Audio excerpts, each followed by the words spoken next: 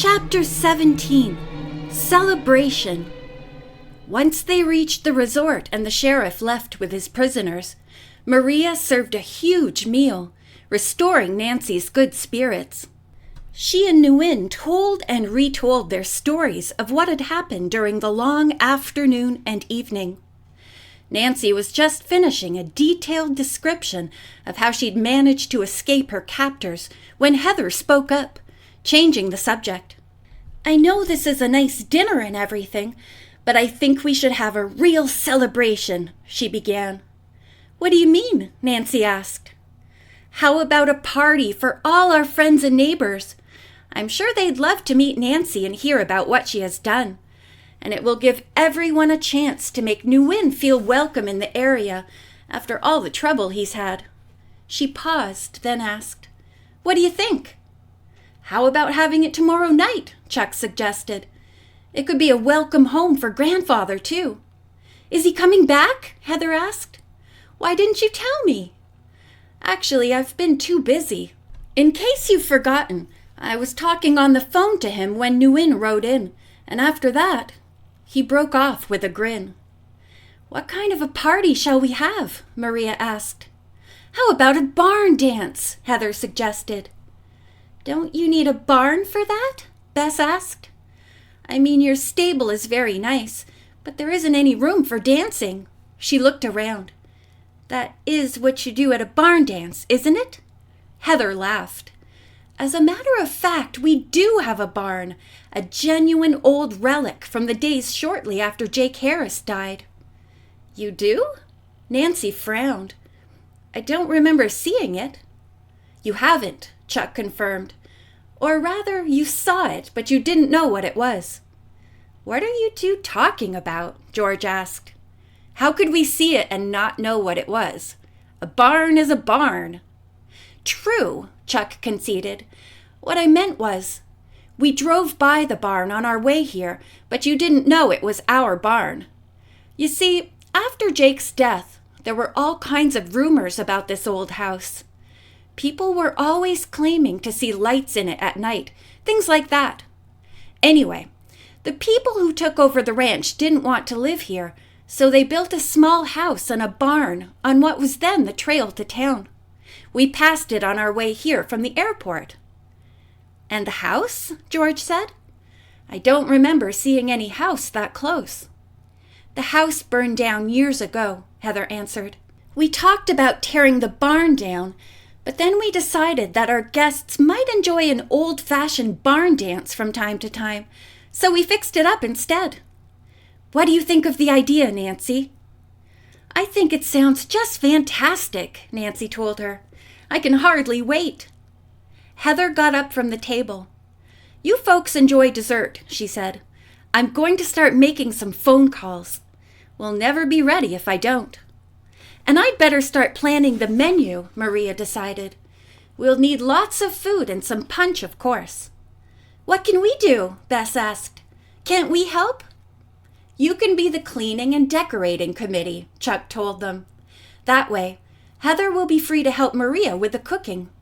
He paused, then added, "The barn is weather-tight, so it isn't real dirty, but it will need sweeping out and some kind of decorations." "We'll do it," George agreed. "If we can borrow the Jeep tomorrow. We'll have to go into town to get the decorations." "It's yours," Chuck told them. "In fact, you could use the station wagon in the morning if you like. I will have to have it in the afternoon, though, to pick up Grandfather." "The Jeep will be fine for us," Nancy told him, her eyes sparkling at the prospect of a party. "Besides, it may take us all afternoon to decide what we're going to use for decorations. We haven't even seen this barn yet, you know." The rest of the evening passed quickly as plans for the party grew. Still, Nancy managed to slip away for a little while to follow Nguyen to the stable, where she found him leaning on the stall door, petting Cochise. "He mine forever now," he said, looking up at her. "I thank you." "And I thank you," Nancy replied. "If you hadn't come back here and sent help, I could never have escaped. You were very brave." I try keep men away, he went on. They almost catch me. I hide. I sorry they go back. You did just fine, Nancy reassured him. We're a great team. Smiling at each other and laughing together, they gave Cochise and Pepperpot each a final pat, then went back to the house. Everyone was still working on plans for the party, which was to include a number of the children in the area and their parents, as well as young people of Chuck and Heather's age. By the time she said goodnight, Nancy had decided that it had been a truly satisfactory evening after all the bad hours she had spent in the canyon. The next day dawned clear and beautiful, but Nancy woke with a feeling that all was not well. As soon as she opened her bedroom door, her premonition was confirmed. George was standing in the hall looking very unhappy. Nancy quickly asked her what was wrong. "It's back," George announced. "What's back?" Nancy asked. "The Kachina ghost. Bess and I saw it last night." "You what?" Nancy frowned. "Where did you see it? Was it in the hall?" George shook her head. "Outside. I thought I heard something, and when I went to the window, it was over on that little ridge. I thought maybe I was seeing things, but Bess woke up and she saw it too." "What was it doing?" "Just watching the resort. At least, it didn't do anything else while we were looking at it." Nancy sighed. "I wish I'd seen it." "What would you have done?" George asked. "I don't know," Nancy admitted. "Maybe asked it for a clue." She forced a laugh. "It probably would have given you one too," George told her, joining in her laughter. "Well, I guess we'll have to wait to find out," Nancy said. "Now how about some breakfast? I think we're going to have a very busy day, don't you?" "The way Heather has planning, I'd say so." The barn proved to be a real challenge, one that they met with brooms, mops, and dust cloths. Once it was clean, there were decorations to be decided on. A trip into Apache Junction provided a wide selection of colorful Mexican hats and baskets, which they stuffed with bright paper flowers. Ward and Chuck brought in a half-dozen bales of hay for makeshift benches, and a number of folding tables and chairs for the more conventional guests. Paper streamers and more flowers were draped from the rafters to finish the effect, and the barn was quite festive by the time Nancy and her friends were through. They were feeling quite pleased with themselves as they drove back to the resort to have dinner and change for the party, which was scheduled to begin at 7 sharp. Dinner was a very simple meal, and they ate by the pool so they wouldn't get in Maria's way as she finished fixing the food for Ward and Chuck to take to the barn. Mr. McGuire, a friendly, white-haired man with a white mustache, was now happily settled in a lounge chair, his wrists still in a cast and his knee resting comfortably on a padded cushion. As soon as Nancy filled her plate, he signaled her to his side. "I want to hear all about your finding Big Jake's journal," he said. "Chuck barely mentioned it on the way home. He was too busy telling me about your adventures in the canyon at the end of Leaning Tree Ravine." "That's a strange name for that ravine," Nancy observed. "I don't remember seeing a single tree, let alone one that was leaning." "It was named for an old Palo Verde tree that died years ago, I think." Mr. McGuire laughed. "The story was that when the tree was blown over, the roots were full of gold." "Gold?" Nancy raised an eyebrow. He shook his head. "I don't believe it either. Most of the washes and ravines have names like that and stories to go along with them.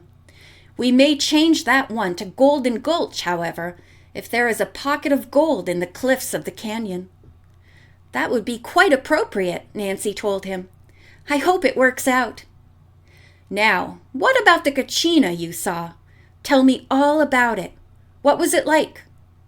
"Well, to begin with, it was the Cloud Kachina, or at least it looked like the Cloud Kachina painting."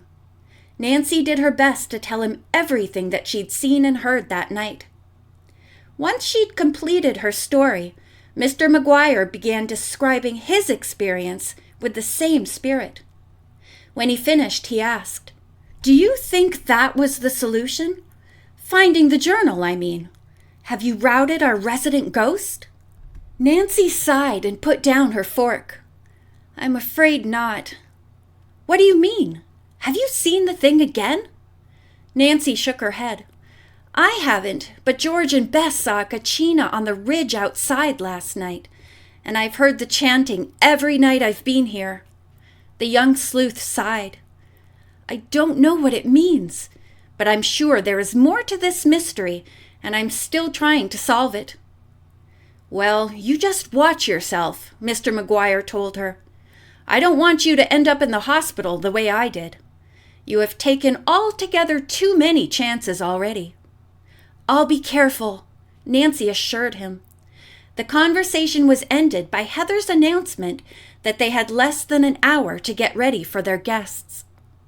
The moment she entered her room, Nancy sensed a change. She looked around quickly, seeking a reason for the feeling. At first, everything seemed to be in order. Then she saw that the bedspread had been disturbed. Remembering the incident with the scorpion, Nancy approached the bed cautiously, not sure what to expect. However, when she eased the spread back, no dangerous creature awaited her. Instead, she found a feather lying in the fold of the heavy material.